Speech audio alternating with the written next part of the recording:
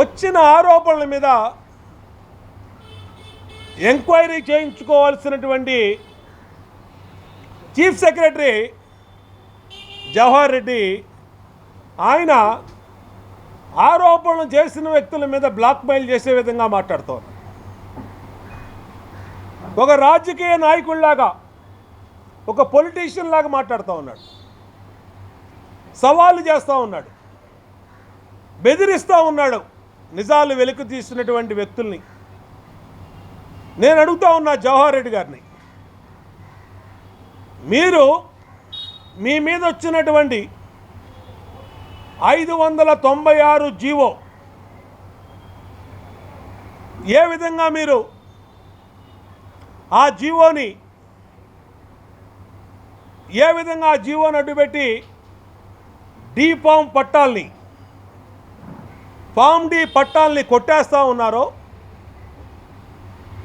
వివరంగా మీడియాలో వార్తలు వచ్చినప్పుడు దాని మీద మీరు ఎందుకు విచారణ జరపలేదు?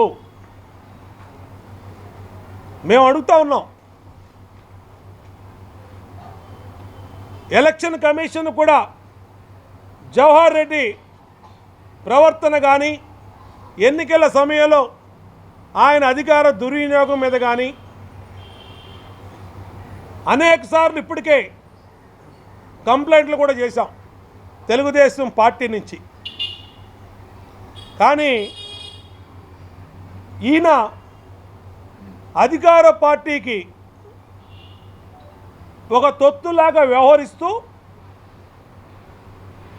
ఈయన అధికార పార్టీ సీఎం పేషీ నుంచి సీఎం అండతో, సీఎం బంధువుల అండతో పెద్ద ఎత్తున భోగాపురం మండలంలో భూములు కుంభకోణం చేశారు.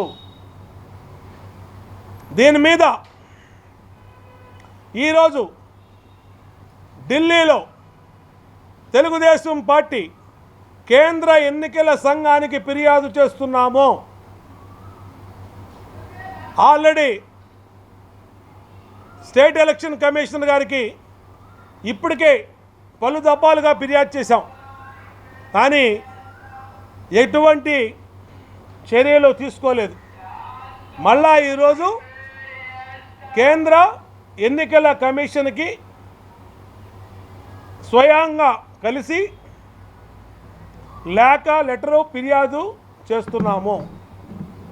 సిఎస్ జవహర్ రెడ్డి, వైసీపీ నాయకులు, సీఎం కుటుంబ సభ్యులు, సీఎం బంధువులు దాదాపు 2000 కోట్ల రూపాయల భూముల్ని 596 జీవో నడ్డు పెట్టుకొని కుంభకోణం చేశారు.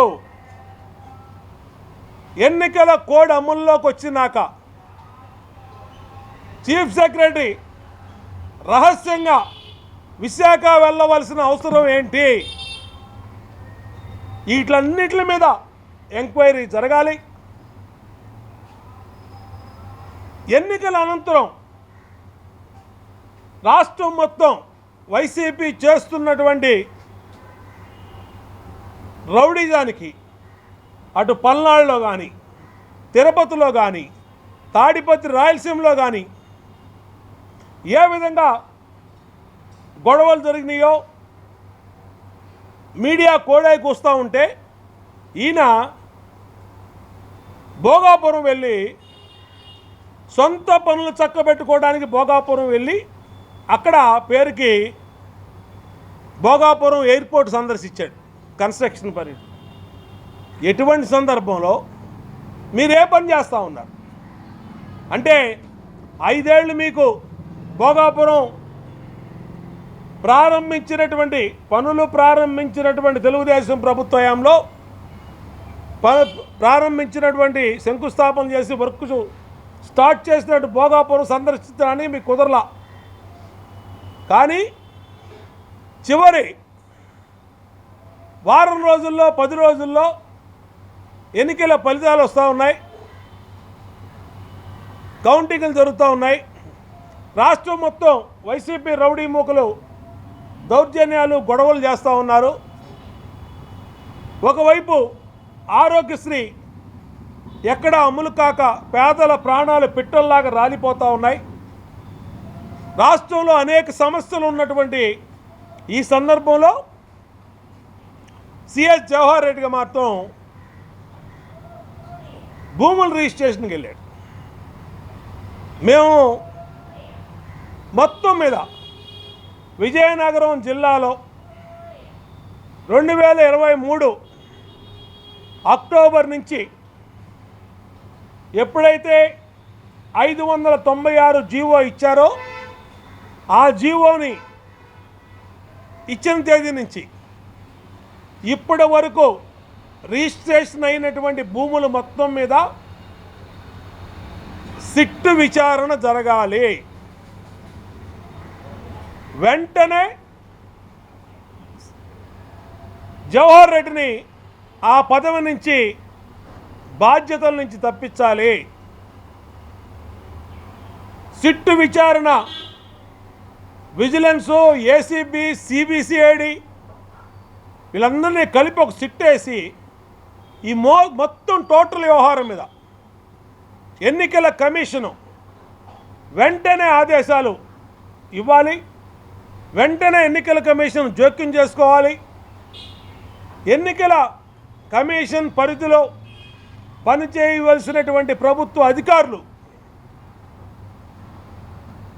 డి పట్టాల అసైన్డ్ ల్యాండ్స్ భూముల రిజిస్ట్రేషన్లో బిజీగా ఉన్నారంటే విజయనగరం కలెక్టరు,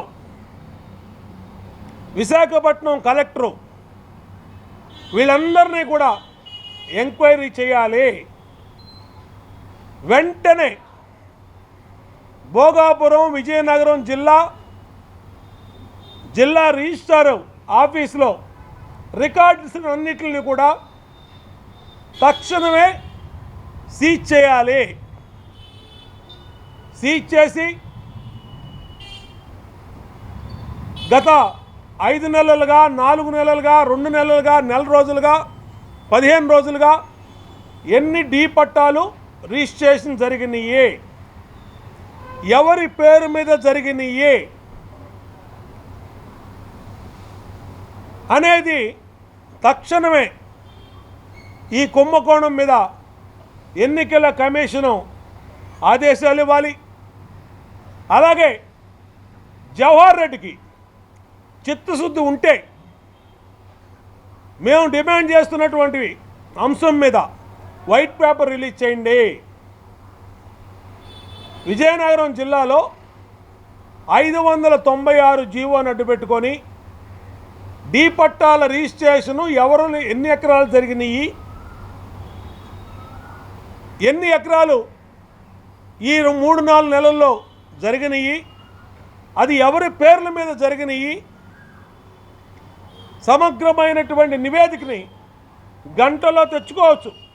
చీఫ్ సెక్రటరీ అనుకుంటే గంటలో తెప్పించుకోవచ్చు. అక్కడ ఈ భూములు ఈ పేర్ల మీద రిజిస్ట్రేషన్ జరిగినాయని దాంట్లో ఎవరి పేర్లు ఉన్నాయో బయట పెడితే అనుమానాలు నివృత్తి అవుతాయి.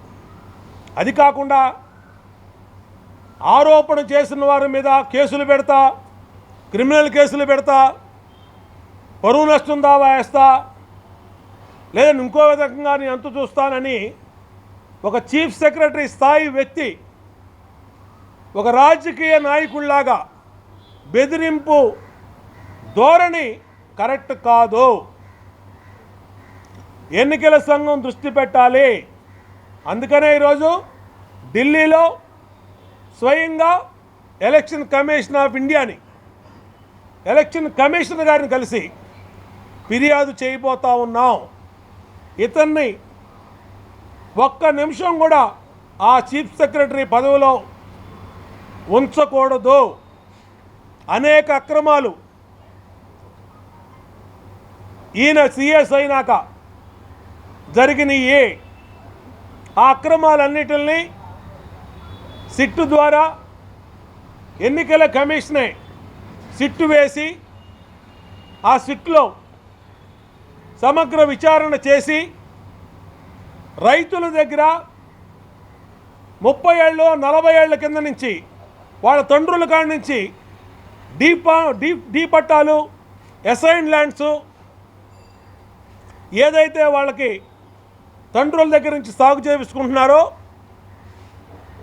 దానికి హక్కులు కల్పిస్తున్నామని చెప్పి చట్ట సవరణ చేసి దాన్ని వీళ్ళ స్వార్థ ప్రయోజనాల కోసం రైతుల దగ్గర మీకెప్పటికీ ఈ భూములు మీకు రావు కాబట్టి మాకు అమ్మేయండి అని చెప్పి అగ్రిమెంట్ చేసుకొని ఆ అగ్రిమెంట్ పేరు మీద గత 30-40 సంవత్సరాలుగా రాని ఎన్ఓసీలు ఈ 10 రోజుల్లో వచ్చినాయి. ఎన్ఓసీలు ఏ విధంగా వచ్చినాయి? ఏ మంత్రం వేస్తే వచ్చినాయి? ఎవరు చెప్తే ఇచ్చారు ఎన్ఓసీలు? ఈ విషయం మొత్తం కూడా గుట్టు తేలాలి, దీని మీద సిట్టు వేయాలి, నిష్ఠాతులైనటువంటి అధికారులు పెట్టాలి. అవసరమైతే జడ్జి గారి చేత, హైకోర్టు జడ్జి గారి చేత విచారణ చేయించాలి. ఇది చాలా పెద్ద స్కాము. 2000 కోట్ల రూపాయలు, దాదాపు 1000 ఎకరాల భూములు చేతులు మారినాయి. ఇంత పెద్ద కుంభకోణం ఎన్నికల కోడ్ పరిధిలో ఉండగా, ఎన్నికల కోడ్ అమల్లో ఉండగా ఇంత పెద్ద కుంభకోణం జరిగితే ఎన్నికల సంఘం ఎందుకు మిన్నకుంటుంది? సమగ్ర విచారణ చేయించండి, సిట్ వేయండి, లేదంటే సింగిల్ జడ్జితో, సిట్టింగ్ జడ్జితో ఒక కమిటీ వేసి విచారణ చేయించండి. ఇంకా అవసరమైతే సిబిఐ ఎంక్వైరీ కూడా ఇచ్చే పరిస్థితి ఉండాలి. పేదల రైతుల భూములు, సంవత్సరాల తరబడి సాగు చేసుకుంటున్న భూముల్ని అక్రమ జీవో ద్వారా రైతుల పీకల మీద కత్తి పెట్టి అగ్రిమెంట్లు చేయించుకొని మీ భూములు లాక్కుంటా, లేకపోతే మీ అగ్రిమెంట్ చేయకపోతే అని పెట్టి మొత్తం వైసీపీ మాఫియా సిఎస్ ఆధ్వర్యంలో పనిచేసింది.